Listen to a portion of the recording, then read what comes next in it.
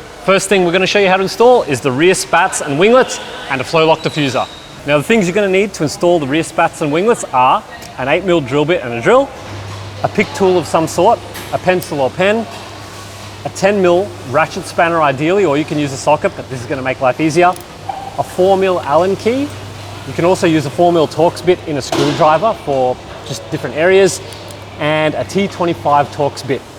Now if you have one of these as well, a little ratchet, what do you call this? A little right angle ratchet essentially for a Torx bit. This is a great tool. You can get them from super cheap, I think, for about 30 bucks. Priceless if you're doing these installs.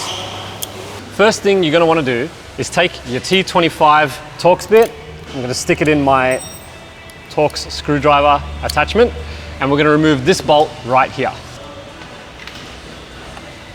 Take your pick tool and peel this back. You're going to want to remove this speed clip right here that screw went into. So if you use your pick tool, wedge it in, and it should just pop away. Now you can discard these or put them away somewhere. You're not going to be using them again today. Next up, we're going to remove these two screws again with the T25 Torx bit from your wheel arch, guard liner rather.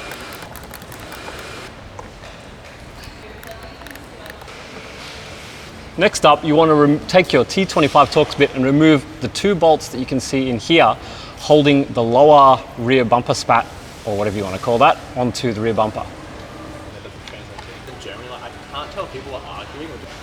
Now that we've removed the two screws from the inside of the rear bumper here, you can take out this trim piece to the inside of the lower rear bumper piece where you're going to put your nut and bolt combination. Next thing you're going to want to do is take this height adjustable bolt that you get in your kit and disassemble it. So keep in mind the order that you remove the parts from the bolt, because this is the order they're going to go back on. We've got the threaded nut on the end there, washer, two nuts and another washer. So that is the order for your reference that they need to go on. Next, we're going to take this long bolt and thread it through the location of the speed clip that we removed before. Take the bottom fastening nut, insert it into this location on your rear spat, grab your 4mm Allen key or Torx bit, there we go, put it in there, and you can attach that. What you're going to want to do is tighten this one all the way up until it stops tightening and starts rotating the bolt, which is about there. Now the bolt is rotating around. This is going to give us the locations. Now with that bolt in place, that restricts the movement of this rear spat, so we can get this in place. You want to line up the back edge of that with the high chamfered edge of the rear spat. Hold that nice and tight underneath, and make some pencil marks or texture marks so we can drill our holes. Now that we've got our holes pre-drilled, we want to take this bolt and nut back out. The reason for this is because it is currently holding the guard liner in place, which is going to stop you from putting in the nuts and bolts for the other two that you're about to insert. So you can actually undo this by hand. There we are. Take that down. Now before we go any further, grab your fin. You want to install this with the textured edge facing into the car. So that's our spat, textured edge facing in. Click that in, make sure it's nice and tight, it's not going to come out. Very good. Now it's important to remember, if you've optioned the winglets with your rear spats, now's the time to add them to the kit. Put them together. I like to start with the middle bolt, not the outer ones, because it makes it a little bit easier to hold. Slide that one through, take another washer and nut and insert it through the hole. So now with these two bolts loosely in place, now's your chance to adjust the winglet to sit as far in or out as you desire, fully out or fully in or somewhere in between. So before putting in the last bolt here, you want to reinstall the trim piece and the two T25 screws that you took out. Okay guys, now we're going to take the height extendable height adjustable, sorry. Take our height adjustable bolt, insert that through the hole where the speed clip was at the start and through the carpet. Before you go too far, you want to take a washer, the small one specifically, the small washer, slide that on.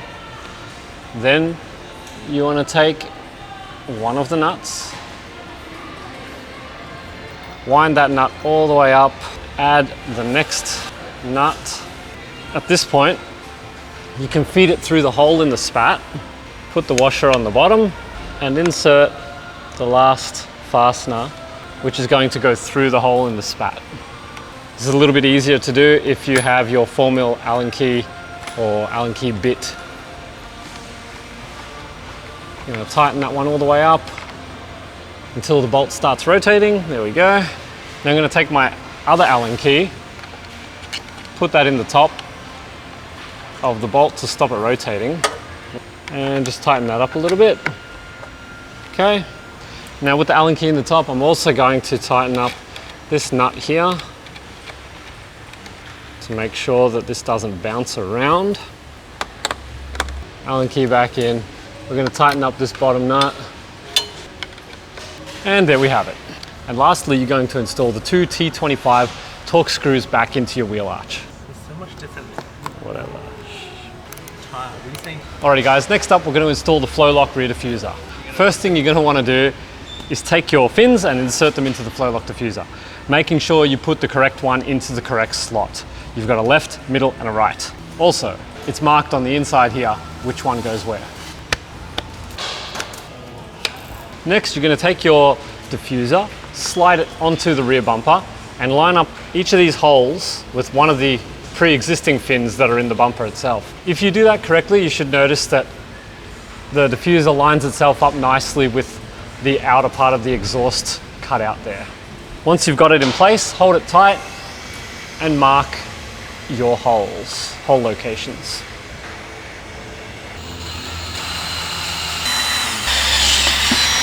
What you're going to want to do is take your nut and bolt combo, smaller washer goes on the outside, larger one on the inside, and I'm going to suggest sit the diffuser on the bumper, line up your holes and install the two center bolts.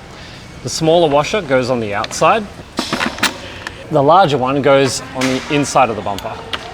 Now I'm going to suggest you only put in the two center ones, as these are only going to be on temporarily so that we can quickly mark holes for the top bolt locations. So that's on there, that's not going to move.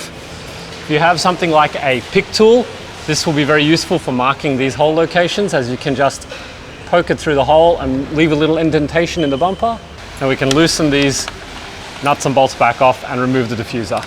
So hopefully you can see the holes that you've marked to put the top bolts in. Take your 8mm drill bit, no larger than 8mm, and realistically you don't want to go smaller because you want a nice snug fit for these rubber threaded inserts to go in place. Take your rubber threaded inserts and they should hopefully just slot in like so. Now these inserts expand when you install a screw into them, so that's why they're used here. Take your diffuser, place it back on the bumper, and you can reinstall those nut and bolt and washer combos on the bottom.